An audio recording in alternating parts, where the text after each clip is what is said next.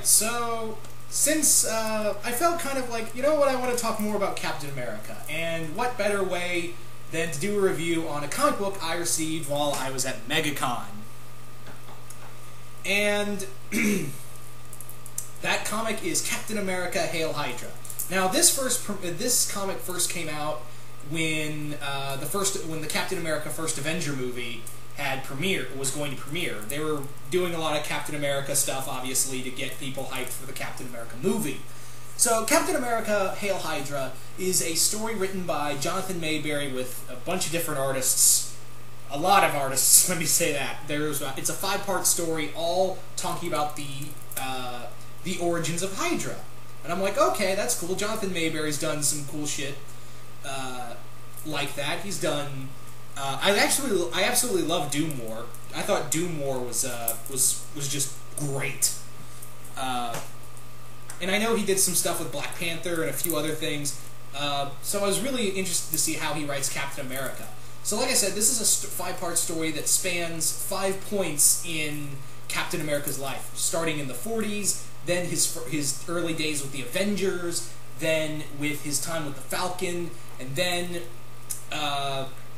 his time as the Captain when he was forced to give up the role of Captain America, and that was when John Walker, the U.S. agent, was Captain America, and then finally when Captain America became when Steve Rogers was no longer Captain America, and basically he was called the Super Soldier, and Bucky was Captain America. So those are the points in their lives, and the whole thing is Hydra. Like I said, the origin of Hydra, and the main villain in here, we do see Baron Strucker, but the real villain in here is known as Dr. Geist, and these undead super soldiers called the Ubermensch. And their whole thing is that Hydra wants to create not only immortality, but they want to make a whole new race of gods. And I'm like, damn, they are setting their scores high. And we find out the whole origin of Hydra. Hydra hasn't been around since the 40s. It wasn't just the science group for the Nazis. It's been around since before Christ. They've been going by different names for a long time. Hydra's just the newest thing. And they've had their hands in all points in history, like when the Spanish Inquisition was going down. They were there when they allude to they were there when Jesus Christ died, and they also allude to they had a hand in killing Christ. They also had their hands in multiple other things, like the Byzantine Empire, the Roman Empire, a lot of stuff. Like, Hydra's been around, and they realized that, yeah, Hitler's an idiot, but we can use his resources for our benefit.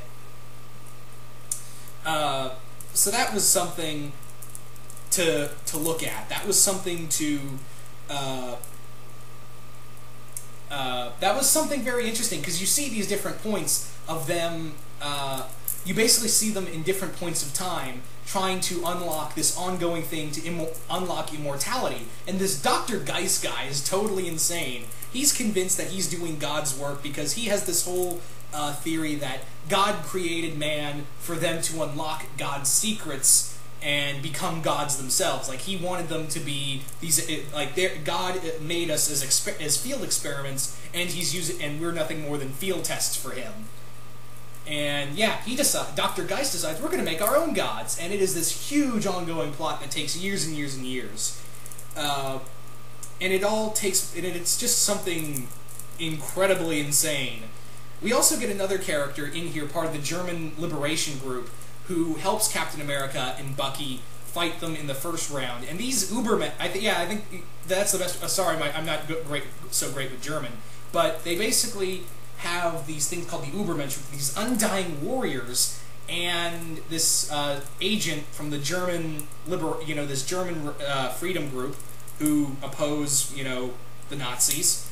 And she's interesting. She's pretty fun. Bucky doesn't trust her, of course, because she's German bad in the 40s, and Captain America has faith in everyone. That's the thing. Jonathan Mayberry writes a really good Captain America. He just writes Cap for each of those time periods, and all these supporting characters in here equivalent to their time periods. And yeah, it's something really to behold, more or less. Cap goes on this whole big conspiracy is on this whole big conspiracy hunt for years. It more or less says that, yeah, Cap's been doing this behind the work for all these years, for a long time, and now he wants to shut Hydra down once and for all. It also kind of leads to a minor, just something in my head. It's not so much a continuity error as more that I don't get it. It's more like, okay, Cap's been doing this every time they fight Hydra. Has Hydra been doing this? You know, have they? I don't know. It's just that, you know, this seems weird that this is Cap's main focus, whereas other times, you know, Hydra's done other stuff. I don't know. It's just a weird thing, I guess. It's just a little tick in my head. Just a little thing that happened there. I'm rambling, sorry. But no, the one thing in here that is a major crutch. Let me say this: the story is great. Jonathan Mayberry writes a great story in here. It is a great ongoing plot for what Hydra's big endgame is. And let me say this right now. The artwork is less than thrilling. Yeah.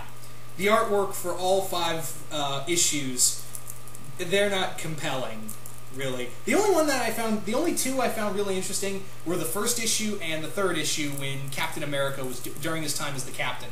That's about it. But that's just not saying a lot. The artwork in here really suffers because it's just especially when they do the Avengers stuff, because this artist is trying to be a poor man's Jack Kirby, and that's not flying well. It looks, I understand what he's trying to do, what this artist is trying to do, and I really do appreciate it. I really do. And I hate to shit on artists, but this is just not good artwork for this consecutive story. Yeah, the artwork just the artwork doesn't do anything for me. That's the sad part. But yeah, other than that, I think this is a good story. Artwork aside, my gripes with the artwork aside, I think the story of Captain America Hail Hydra is something to at least check out. I got this as a trade for $5, and yeah, I would suggest not getting this at full price. It's about $15, $17, yeah. So I think it's about $15, $14 in trade. But however, if you can find it for like a $5 trade or very cheap online, I would say pick it up. It's definitely worth something like a bargain bin stuff.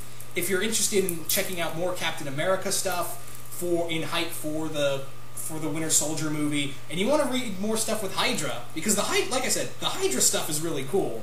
I will say that right now. The Hydra stuff is really cool. But if you're looking for something, you know, to get excited for Captain America the Winter Soldier, and you want to read other stuff of Bucky as Captain America, even though he's not really the main focus, I again would say check this out. Also, another thing I want to bring up, and I should have mentioned this earlier in this review, the other reason why Captain America is so gung-ho of catching this Dr. Geist guy. The main reason why he wants to capture Dr. Geist and stop these zombie super soldiers from Hydra is the main reason we find out that Dr. Geist encounters him again during his first days in the Avengers, and Geist tells him straight up, "Hey, remember when I injected you with what they call the Lazarus formula? That's the main reason you haven't died. It's not because of the super soldier serum. It's because of you're one of us. The super soldier serum mixed with the Lazarus formula, and that's why you can't age or, you know, be immortal. You're basically immortal. You can't age. That's how you survive the iceberg. It's not because of the formula or, you know, deep waters and shit like that. I am the real reason you did this." And it really screws with Cap's head. It really messes with just Cap's logic, and it's a cool progression to see how he does that. You know, how he copes with. Could he have been? You know, was it the super soldier serum? Was Geist just screwing with him, or, you know, was it really the Lazarus formula that kept him alive all these years and keeping him from aging, more or less? And I think that's a very cool something to go through. All in all, however, it does kind of end. However, with it does have I think it has a very interesting and almost satisfying end to it. I don't want to spoil how Captain America comes to terms with it, but it's satisfying for the most part. But I felt like they had to get through it real quick to get to the big action scenes with all the Hydra gods and whatnot.